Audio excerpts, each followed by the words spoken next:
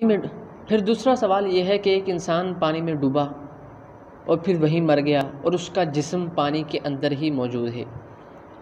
اب اگر اسے عذاب دیا جاتا ہے تو آگ اور پانی دونوں تضاد چیزیں ہیں، پانی کی وجہ سے آگ تو ختم ہو جاتی ہے، لہذا اسے عذاب کیسے ہوگا؟ دوسرے نمبر پہ مثال کے طور پہ ایک جانور نے انسان کو کھا لیا، اب اگر اس انسان کو، وہ گناہ گار ہے، تو اسے اگر عذاب دیا جاتا ہے تو اس عذاب کی وجہ سے، آگ کی وجہ سے اس جانور کا تو پیٹ پھٹ جائے گا۔ تیسرے نمبر پہ ایک انسان کو سولی پہ لٹکا دیا گیا، ابھی تک اس کا جسم لٹکایا ہی ہوا ہے، تو اب سوال یہ ہے کہ اگر وہ گناہ گار ہے تو ہمیں نظر کیوں نہیں آتا؟ تو اس کا جواب ضرور ذہن نشین کرنا چاہیے کہ جو چیز ہم دیکھ نہ سکیں، محسوس نہ کر سکیں، ضروری نہیں کہ وہ چیز موجود ہی نہیں ہے، یہ اس بات کی دلیل نہیں ہے کہ وہ چیز موجود ہی نہیں ہے۔ مثال کے طور پہ آسیب زدہ شخص، ہمیں کیا معلوم اس پہ کون سی تکلیف ہے؟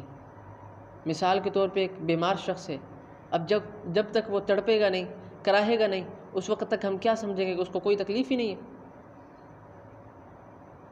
اور دوسرے نمبر پہ جیسے مثال کے طور پہ ایک سکتہ کی حالت میں ایک شخص ہے، ہمیں کیا معلوم کہ یہ زندہ ہے یا مردہ ہے؟ اس کے جسم میں روح ہوتی ہے اور وہ تکلیف کو بھی برداشت کرتا ہے، لیکن سکتہ ہے، ایسے معلوم ہوتا ہے جیسے وہ مردہ ہے۔ اور اسی لیے یہ بھی ایک خاص قسم کی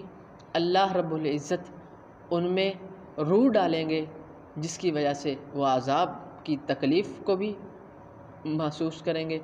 اور نعمتوں کی لذت کو بھی محسوس